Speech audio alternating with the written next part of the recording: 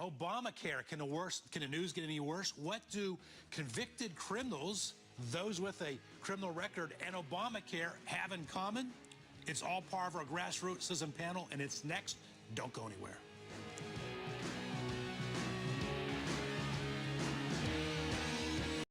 Only on One American News. All right, so dozens of convicted criminals are working as Obamacare navigators in California alone, with records of, now wait till you hear this, financial crimes. Navigators are people who are appointed by the government to sign up consumers for health care insurance under the Affordable Care Act. They have access to private information, including social security numbers, home addresses, and financial data. Basically, a wet dream for anyone looking to steal your identity. We're delving more into this story with our grassroots citizen panel. Joining me in studio is columnist for Politichicks.tv, Michelle Moons. Michelle, good to see you. Good to see you, too. And to Michelle's left, both literally and ideologically, is Democratic strategist Stephen Kavanaugh. Stephen, good to have you back with us. Thanks for having me. And joining us from Washington, D.C., first time on the show, is Patrice Lee. Patrice is a senior fellow. You don't look like a fellow to me, Patrice, but you are one, with the Independent Women's Forum. Good to have you with us, Patrice. Thank you for having me. All right, Patrice, we'll stick with you. We'll start with you, I should say. 31 states have now received financial grants from the federal government for Obamacare. Of those 34 states, 31 have no background checks. And in California alone, 43 of these so-called navigators have been found to have criminal background, criminal records. To me, this just gives the Obamacare opponents more ammunition to fight against Obamacare. If I'm a Democrat up for re-election, I want background checks on these Obamacare navigators. What say you? I absolutely agree. Americans should be very concerned and should be unwilling to give up their private information, like their social security numbers, to people who could potentially be using them to harm them, to steal their identities and spend their money. And it's unfortunate that such a massive system does not have the checks and balances in place to ensure that Americans are protected.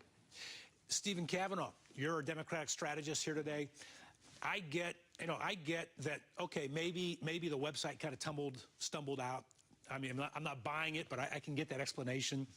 I get that there might be some confusion because it's a big project being implemented. I don't buy it, but I get that argument. I don't get the argument that the federal government, President Obama himself, is not outraged. Democrats are not outraged over the fact that there are no background checks, criminal checks on these navigators. You're just making it harder for Democrats to get reelected in 2014, are you not? We have a habit of doing that, isn't that funny? I think there's a couple of things that you have to look at here. There's one, just the fact that people with criminal backgrounds are employed in that position with sensitive data, right?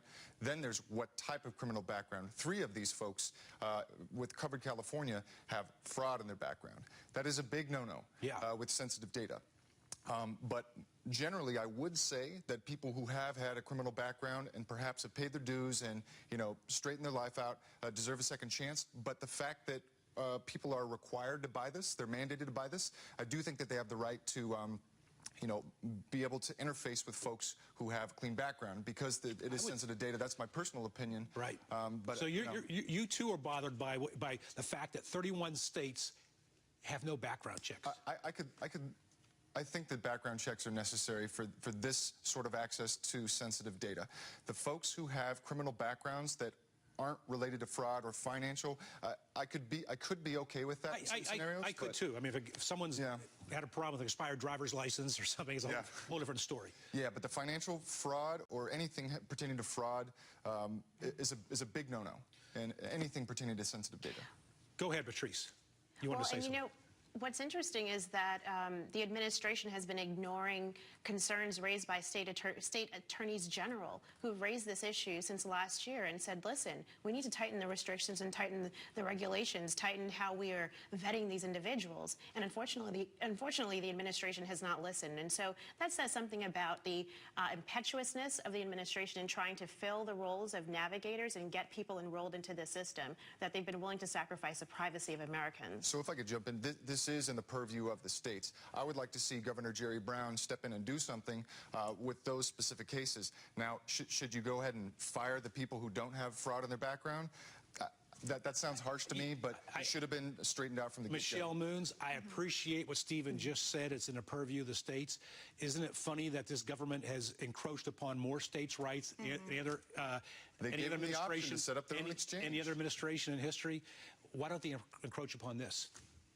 Well, you know what? This isn't even, I mean, this is one problem that we're seeing is these convicted, these criminals.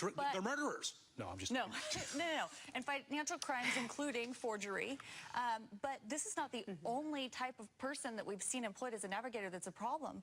We saw James O'Keefe do videos back when Acorn was around, and it got that shut down. Well, now people that were employed with Acorn are being found to be Obamacare navigators, and now he's going in with videos showing these same Obamacare navigators committing fraud, telling people, don't tell them how much you make.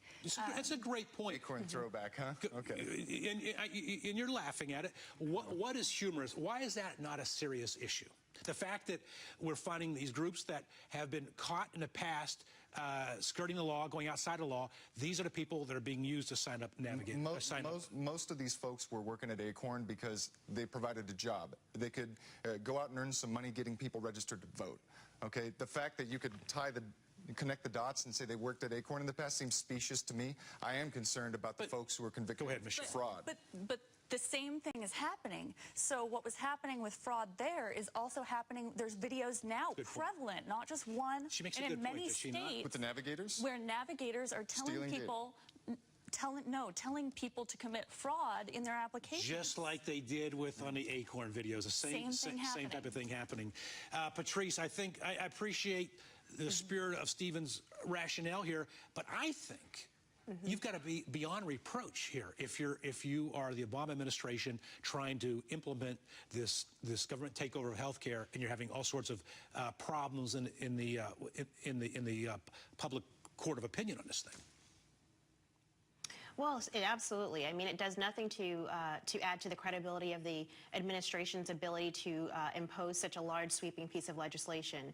I mean, there's a collectivist view that believes that government is the solution to some of our intractable social problems. But when you can't even get a website right that eBay and Amazon can get right every day, that certainly fosters some distrust amongst Americans that, government is not the most efficient, not the most effective means of solving some of our problems.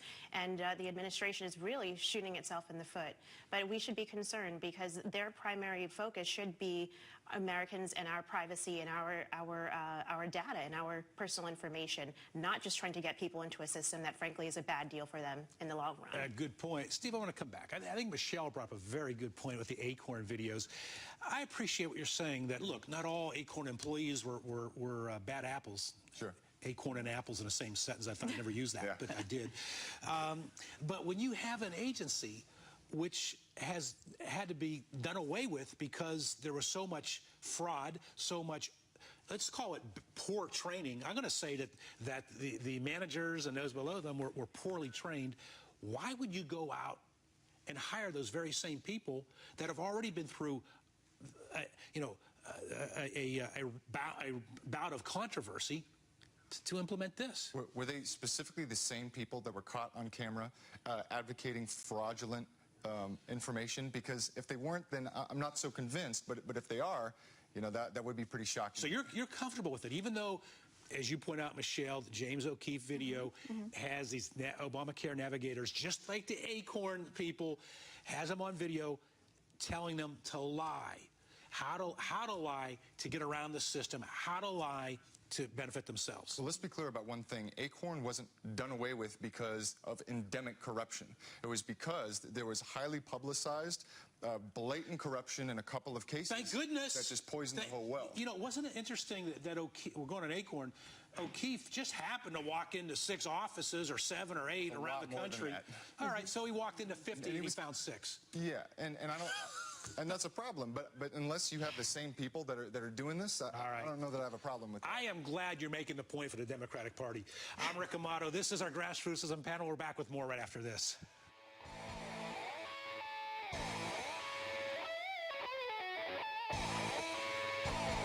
It's the biggest issue. You're watching One American News Network.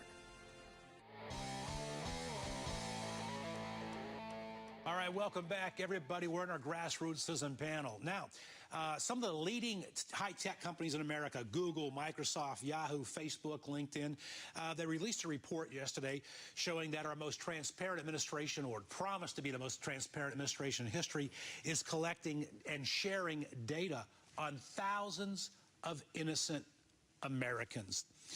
I'll take a different point of view in this than what you might expect me to take. I'll start with Michelle in this. Okay. Michelle, we live in a high-tech world. It's a dangerous world. It's always difficult for the good guys to stay one step ahead of the bad guys, even more difficult in a high-tech world. Should we just say, wait a minute, it's a dangerous world, bad guys are always moving forward? It's a cost, it's a price we have to pay to live in this world.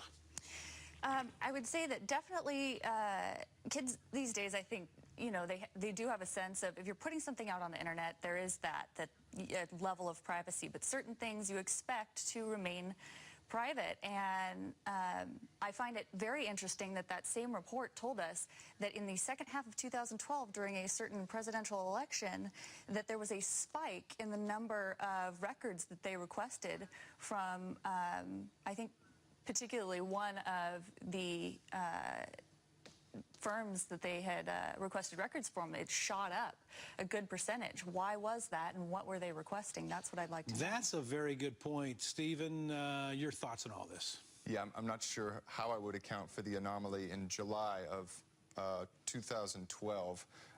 I'm not sure I could find a connection with something political, but perhaps there was. You know, I personally don't love the trend towards the loss of privacy, but the fact is that these programs have been found to be constitutional through the FISA courts. One of the really odd things is how they are only allowing these companies to disclose the number of requests that they're getting from the government in increments of 1,000. They're able to say that, you know, between 4,000 and 5,000 were requested, but not 4,255 or what have you. I thought that was really bizarre that they just chose that. It seems arbitrary, but one other thing that I'd like to point out is that anybody who steps into the Oval Office is going to look at the prospect of an attack and look at the prospect of feeling like that's on them, and, you know, death's on their watch, and they're gonna square that against stretching the Constitution, and they're gonna want to do so. Too bad candidate Obama didn't say that. He didn't. No, he didn't. He opposed anything approaching this in. And then he saw the security reports and did an about-face. Okay. All right. Always when liberals hit reality, they change their point of view, huh, Patrice? It's true. I mean, what's interesting is that you're seeing, as you alluded to at the beginning, this is an administration that said it was a president that said he would have the most open administration in history. And yet what we've seen in Benghazi with the IRS scandals and with the NSA spying issues and now this data collection is there's a huge control of information. There's a collection of information and then a control of how much is released. And for, you know, as a regular American, I wonder, why does my government want so much information? Now, that's not to say that most Americans actually are okay with the government checking to make sure that there are no terrorist activities going on. But there comes a point where too much information is collected, and you're losing any value, and you're not able to extract anything of value in that. So you just have to wonder, what's all this information being used for? And frankly, when we look at the IRS scandals, you have to begin to believe that there may be some nefarious issues going on here. Oh, Patrice, that IRS, that Benghazi, the selling the guns, the drug cartels, those weren't scandals. They were false scandals. But that bridge in New Jersey, now that's a scandal. That's a scandal. We have some quality conspiracy theories flying around here, but let me assure you, collecting metadata on 12,000, 20,000, 100,000 Americans are most definitely within the capability of the federal government or even small companies to be able to sort out patterns from and identify terror plots. Now, I don't love this program. I think it does go too far. There is a balance to be walked between security and privacy, but to suggest that this is sort of an indiscriminate aggregation of data, you know, because it's too much for them to be able to do something with, I think portrays a little bit of a lack of understanding of what this technology can really do. It helped them in a Boston Marathon bombing after they got phone calls from the Kremlin, right? And it really helped there. Patrice, you care to respond to what he just said to you? I don't think so. I mean, I don't agree that it's a misunderstanding. I do, and I am sure most Americans would wonder, you know, just how much information is the government collecting on us, and what is it doing with it? And that's, I think, the key question. If they're able to parse out and find the terror plots and the bombings before they happen, that's terrific, and that's what we want to see. But then when you think about people like Ben Carson, irregular Americans, and even groups that have been targeted because of the information that the government has collected, and I am mixing the IRS scandal here, bringing that in, but it goes to the larger point. It goes to the larger point, though, about data collection and about the amount of information that this administration is collecting, and Patrice, certainly not being transparent in what it's doing with it. If you're not careful with your message, sooner or later the left's going to start calling you a racist, so be careful there. You lost me on that one. Okay. Right, with supporting Dr. Ben Carson and the whole thing. You know, but Stephen says, look, they're preventing crimes, right? They've not made that point yet. They've not made that case. I didn't say that because they haven't really made that case. And they haven't made the case. That's part of why I have a problem with it. Let's come out and make the case. All right, we're down to our final minute. We'll give everyone a final word here. We'll start with Michelle. Well, I'd just say that ObamaCare to begin with is a problem, just as a piece of legislation. But I'd go back to that we've seen multiple problems. They're not just one, not just criminals being hired, not just the Acorn employees being hired, but there is prevalent fraud being seen now, and we know that's what happens in big government. All right, let's go to Patrice. Final word. Obamacare and some of the policies that the administration has implemented demonstrates that a collectivist view just doesn't work. From a practical standpoint, they can't implement large policies in a thoughtful way that protects Americans. Why should we believe them for a lot of other larger policies? And Stephen Kavanaugh, we'll let you have that. I think instead of focusing on trying to burn the house down and dismantle programs that people really like, kind of like our healthcare system. Like our healthcare system, we ought to focus on making it work better. Like Medicare, it's got cost problems, but people love it. Let's fix it. Let's not try to dismantle it or privatize it. I wish the Obama administration would have listened to you on that healthcare system. Me too. All right, listen, I want to thank our panel members. Patrice Hill from the Independent Women's Forum in Washington, D.C. First time on the show. We hope to have you back many times. Michelle Moons, columnist at politichicks.tv, and Stephen Kavanaugh, you provided our Democratic point of view. We thank you. Happy to do it. Thank you. All right. I want to thank you, our viewers, for watching. We're right back at you again tomorrow, same time. And now I leave you with our Amato Mio moment of the day. So my brother thinks he's Barack Obama. I'm running for president. It's class president, dude. Haters gonna hate. I ain't worried about nothing. It's high school, man.